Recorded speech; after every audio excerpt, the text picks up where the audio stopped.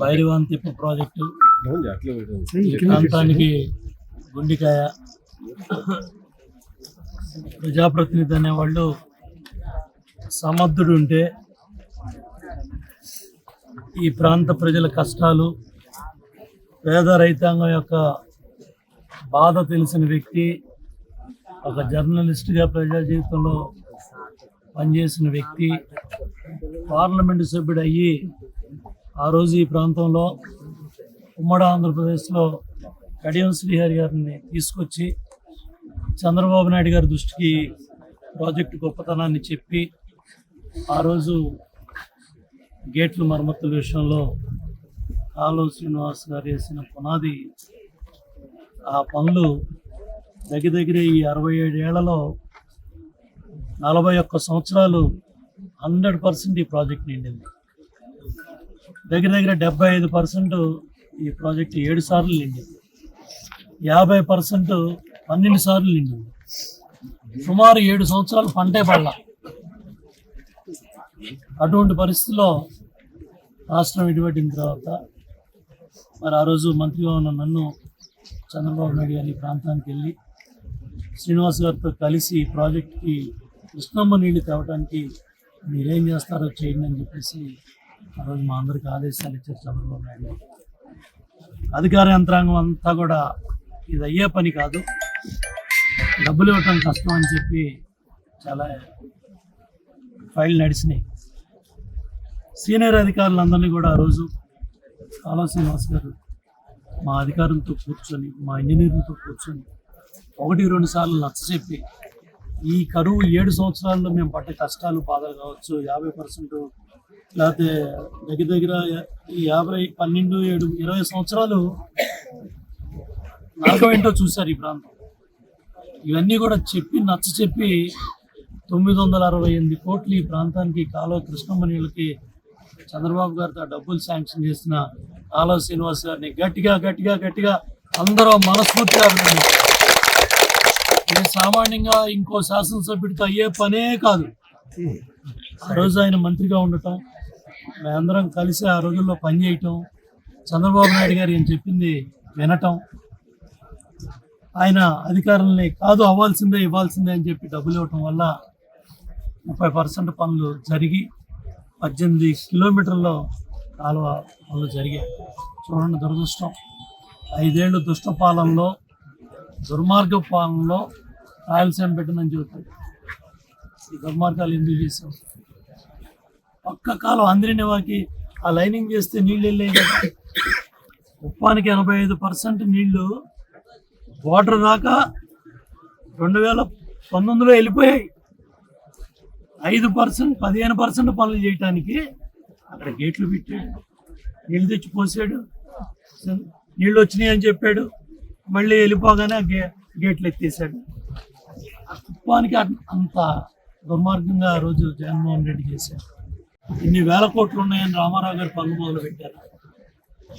సంకల్పం, ఆయన సంకల్పం ఈ ప్రాంతానికి రాయలసీమను రత్నాలసీమ చేయాలి, రాయలసీమని హార్టికల్చర్ అప్ చేయాలని ఆ మహానుభావుడు వేసిన పునాది వల్ల 85లో ఆయన మొదలుపెట్టిన పనులు వాళ్ళు చూడండి, 25లో 40 ఏళ్లలో 4 దశాబ్దాల్లో ఏ ప్రభుత్వాలు వచ్చినా, ఏ ముఖ్యమంత్రులు వచ్చినా ఆ పనులన్నీ కూడా పూర్తయి ఆంధ్రనివా చివరిదాకా వెళ్ళింది. మనం ఇవన్నీ కూడా సప్లిమెంటరీ కాలంలో అన్నీ కూడా తెచ్చుకోగలుగుతున్నాం. చెరువులు ఈ ప్రాంతంలో ఈ బైరవాంతిప్ప ప్రాజెక్టు పూర్తి స్థాయిలో దగ్గర 20 TMCల పైగా నీళ్లు పెట్టుకోవచ్చు. 19,000, 20,000 ఎకరాలకి నీళ్లు ఇచ్చుకోవచ్చు. టూరిస్ట్ హబ్గా చేసుకోవచ్చు. చాలా ఆలోచనలు ఉన్నాయి. అట్లాగే HCL కాలువల కింద కూడా మీరు ఒకసారి ఆలోచించండి. నరసింహప్ప గారు ఇన్కమ్ ట్యాక్స్ కమిషనర్ మీకు తెలుసు, అట్లాగే DCP రాముడు గారు తెలుసు, బెంగళూరులో సాఫ్ట్వేర్ ఇంజనీర్లు మన పిల్లలు తెలుసు. వీళ్ళందరినీ కూడా అడగండి. ఉరవకొండ ప్రాంతం కావచ్చు, అంద్రినివా కాలువల కింద ఎరువులు, పురుగు మందులు వాడకుండా సాఫ్ట్వేర్ ఇంజనీర్లు ఉద్యోగాలు కూడా మానేసి గ్రామాల్లోకి వచ్చి హార్టికల్చర్ పంటలేసి వాటిని తీసుకెళ్లి దేశ విదేశాల్లో, బెంగళూరులో, మద్రాసులో బ్రహ్మాండమైన రేట్లకు అమ్ముతున్నారు, మార్కెట్ చేస్తామన్నారు. అందుకనే ఇవాళ శ్రీనివాస్ గారు కూడా సంకల్పం అదే, రాబోయే రోజుల్లో హార్టికల్చర్ హబ్ అయ్యి చంద్రబాబు నాయుడు గారి ఆలోచనలకు అనుగుణంగా మనం బెంగళూరు మార్కెట్ని, ఇటు మెడ్రాస్ మార్కెట్ని, ఇటు హైదరాబాద్ మార్కెట్ని, విదేశాలకు కూడా కంటైనర్ పోర్ట్లు కూడా మనకి దగ్గరలోనే 3-4 గంటల్లో మనం బెంగళూరు కూడా కార్గోకి తీసుకెళ్ళొచ్చు. ఇవన్నీ దృష్టిలో పెట్టుకొని హెచ్సిఎల్ రైతాంగానికి కూడా, మన హెచ్ఎల్సి రైతాంగానికి కూడా నేను అప్పీల్ చేస్తా ఉన్నాను. నేను చాలా మంది పెద్దలను అడిగాను, నరసింహలప్ప లాంటి పెద్దల్ని, ఏమంటే ఆ రోజుల్లో మీరు ప్యాడీ చేసి మాతో పోటీ పడి ప్యాడీ చేసే ఆ 40,000, 50,000 ఎకరాలు, ఆ 5,000, 10,000 వచ్చిన పంటలతో తృప్తి పడుతున్నాం. ఆ రోజుల్లోనే ఆ వచ్చిన నీళ్ళని హార్టికల్చర్ పంటలకి మనం తిప్పున్నట్టయితే మన పెద్దవాళ్ళు మన తలరాతలు ఇంకో విధంగా ఉండేవి. ఇవాళ మన హెచ్సిఎల్ ఎంత వస్తుంది, ఎన్ని టీఎంసీలు వస్తున్నాయి మ్యాక్సిమం మనకి 26 చూడండి, 26 టీఎంసీలు, దగ్గర 2-3 లక్షల ఎకరాలు హార్టికల్చర్ క్రాప్లు చేసుకునేంత నీళ్ళ సామర్థ్యం. కానీ ఆ రోజులు పెద్దలు తీసుకున్న నిర్ణయంతో మనం వరి పంట పోటీ పడి అవన్నీ ఇవాళ పంట తప్ప ఇంకో పంట అయిన విధంగా కూడా సాయిలు దెబ్బతిన పరిస్థితులు ఉన్నాయి. ఏదైనా సరే శ్రీనివాస్ గారు దాని మీద దృష్టి పెట్టి కృషి విజ్ఞాన కేంద్రం బళ్ళారి నుంచి, కృషి విజ్ఞాన కేంద్రం కళ్యాణదుర్గం నుంచి, అట్లాగే అగ్రికల్చర్ యూనివర్సిటీ ఇంజనీరింగ్ ఇటు అనంతపురం నుంచి శాస్త్రవేత్తలందరినీ కూడా రప్పించి ఏ విధంగా ఇక్కడ సాయిల్ టెస్టులు అన్నీ కూడా చేసి ఏ విధంగా సక్సెస్ అయిన మన ఇంజనీర్లు ఉన్నారు, సాఫ్ట్వేర్ ఇంజనీర్లు ఉన్నారు బెంగళూరులో, మన పిల్లలంతా ఇవాళ బ్రహ్మాండంగా చేస్తున్నారు. ఊరకుండా బయట ప్రాంతాల్లో మనం ఇవాళ మనకి కష్టపడే తత్వం ఉంది, కష్టపడే రైతులు ఉన్నారు, ప్రాణం ఇచ్చే పొలం మీద ప్రాణం పెట్టే రైతులు ఉన్నారు. అందరూ కూడా కలిపి అందరినీ కూడా కూర్చోబెట్టి అవగాహన సదస్సులు పెట్టి ఈ నీళ్ళని హార్టికల్చర్ పంటలకు కూడా తిప్పి ఎరువులు పురుగు మందులు వాడకుండా ఏ విధంగా మనం మార్కెట్ని క్యాచ్ చేయాలనే దాని మీద కూడా శ్రీనివాస్ గారు దృష్టి పెట్టి మరి వాళ్ళ సూపర్ హిట్ కార్యక్రమంలో భాగంగా రావటం జరిగింది. 10వ తారీఖు జరిగే లేకుండా అలా ఏ విధంగా పరిగెడతా ఉంది, ఏ విధంగా అన్ని ప్రాంతాల చెరువులు నింపుకెళ్తా ఉంది. ఆ మహానుభావుడు వ్యవస్థాపక అధ్యక్షుడు గుడివాడలో గెలిచాడు, హిందూపూర్లో గెలిచాడు. ఆయన ఇక్కడే ఎందుకు అనుకున్నాడంటే ఈ అనంతపురం జిల్లా, ఉమ్మడి అనంతపురం జిల్లా రాయలసీమలో గుండికాయ లాంటి ప్రాంతం, పేదవాళ్ళు ఉన్నారు, ప్రాణాలు ఇచ్చిన ప్రజలు ఉన్నారు, కార్యకర్తలు ఉన్నారు, నాయకులు ఉన్నారు. ఈ ప్రాంతానికి నీళ్లు తేవాలనే ఆ మహానుభావుడు వేసిన పునాది రాయలసీమకి తెలుగంగ అవ్వచ్చు, అందరినీ అవ్వచ్చు, గాలేరి నగర్ అవ్వచ్చు. ఈ 3 ప్రాజెక్టులు చూడండి. ఆ మహానుభావుడు ఇందిరాగాంధీ గారిని తీసుకొచ్చాడు, రామకృష్ణ హెగ్డే గారిని తీసుకొచ్చాడు, ఎంజి రామచంద్రన్ గారిని తీసుకొచ్చాడు. ఆయన వేసిన పునాదే వాళ్ళ కాళహస్తిలో నీళ్లు తాగుతున్నా, తిరుమల కొండ మీదకి నీళ్ళు వెళ్ళినా, మద్రాసు మహానగరానికి నీళ్ళు వెళ్ళినా, రాయలసీమ ప్రాంతంలో ఈ మాత్రం మనం నీళ్లు తెచ్చుకోగలిగినా రామారావు గారు వేసిన పునాదిని చంద్రబాబు నాయుడు గారి పూర్తి చేసి మరి కుప్పం దాకా నీళ్లు తీసుకెళ్ళడం జరిగింది. ఇవాళ ఈ ప్రాంతానికి కూడా వచ్చే కాలువని దెబ్బతీయటం వల్ల మనకి ఈ మాత్రం ఇబ్బందులు వచ్చాయి. రాబోయే కొద్ది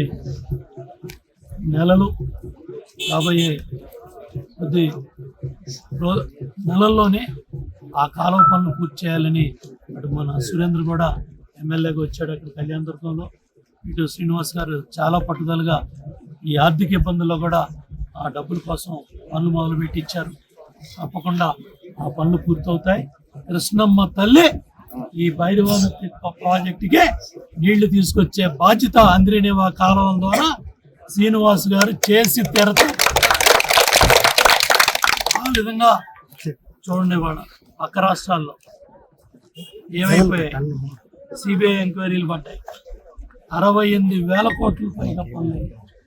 5 సంవత్సరాలు చంద్రబాబు నాయుడు గారు ముఖ్యమంత్రిగా ఉన్నారు. పట్టిసీమ 1,500 కోట్లు ఖర్చు పెడితే 50,000 కోట్ల పైగా సంపద వచ్చింది. గోదావరి తల్లి నీళ్లు కృష్ణమ్మకి ఇస్తే, అదేవిధంగా శ్రీశైలం దగ్గర నీళ్ళని మనం ఇటు అంద్రినేవాకి, ఇటు గాలేరి నగరం తెచ్చుకుంటే ఈ ప్రాంతం అంతా కూడా బంగారం అవుతుంది. ఆ విధంగా చంద్రబాబు నాయుడు గారు దూరదృష్టితో నదుల అనుసంధానంతో గోదావరి తల్లి నీళ్ళని ప్రకాశం బ్యారేజీకి ఇచ్చి కృష్ణమ్మ నీళ్ళని శ్రీశైలం దగ్గర నుంచి తీసుకురావటం వల్ల మనకి వెసులుబాటు వచ్చింది. రాబోయే రోజుల్లో కూడా గోదావరి తల్లి నీళ్లు కూడా రాయలసీమ తేవాలనేదే చంద్రబాబు నాయుడు గారి సంకల్పం. మీరు కథం తొక్కి కూటమి నాయకులు అందరూ కూడా వస్తూ ఉన్నారు, ప్రజలు వస్తూ ఉన్నారు, కార్యకర్తలు వస్తున్నారు, నాయకులు వస్తున్నారు. చంద్రబాబు నాయుడు గారు, పవన్ కళ్యాణ్ గారు, లోకేష్ బాబు, బాలయ్య బాబు అందరూ కూడా పెద్ద ఎత్తున నాయకులు, ఎమ్మెల్యేలు, ఎంపీలు, శాసనసభ్యులు, రాజ్యసభ సభ్యులు అందరూ కూడా తరలి వస్తూ ఉన్నారు. లక్షలాది మంది కార్యకర్తలు, నాయకులు, ప్రజలు కూడా తరలి వస్తున్నారు. ఇవాళ 10 లక్షల అప్పు చెప్పి వెళ్ళాడు జగన్మోహన్ రెడ్డి ఈ రాష్ట్రానికి. ఇన్ని కష్టాల్లో కూడా మొదటి నెలలోనే 7,000 ఇచ్చి పేదవాళ్ళని, వృద్ధుల్ని, వితంతుల్ని, దివ్యాంగుల్ని ఆదుకున్నాం. 4,000, 6,000, 10,000, 15,000. అలాగే తల్లికి వందనం, బిడ్డ 2, 3, 4, 5, 6 బిడ్డలు ఉన్న వాళ్ళకు కూడా తల్లికి వందనం డబ్బులు ఇచ్చాం. స్త్రీ శక్తి 1 కోటి మంది మహిళలు ఇవాళ బస్సులు వెళ్ళి, ఆర్థిక శక్తి వాళ్ళ పట్టణాలకి, నగరాలకి వెళ్ళి వాళ్ళకి కావాల్సిన నిత్యావసర వస్తువులు తెచ్చుకుంటున్నారు, వాళ్ళకి కావాల్సిన కూరగాయలు తెచ్చుకుంటున్నారు, వాళ్ళకి కావాల్సిన మన ఎన్డిటి ఆర్డిటి మన ఆర్డిటి హాస్పిటల్ బాలింతలో మరి కుటుంబ సభ్యులు అందరూ కూడా హాస్పిటల్కి వెళ్తారు. వాళ్ళకి ఎంత ఉపయోగం జరుగుతూ ఉంది. 150 రూపాయలు అనంతపురానికి వెళ్ళాలంటే మరి రాయదుర్గం నుంచి 150 రూపాయలు అవుతుంది, ఇక్కడ నుంచి 200 అవుతుందా? మరి చూడండి, మరి 200 రూపాయలతో వెళ్ళి 200 రూపాయలతో వచ్చి ఆడకూతురు కుటుంబానికి కావాల్సిన వస్తువులన్నీ కూడా ధైర్యంగా స్త్రీ శక్తి 1 కోటి మంది మహిళలు రాష్ట్ర వ్యాప్తంగా తెచ్చుకుంటా ఉన్నారు. అలాగే అన్నదాత రైతాంగానికి కూడా 7,000 మొదట విడత ఇచ్చాం.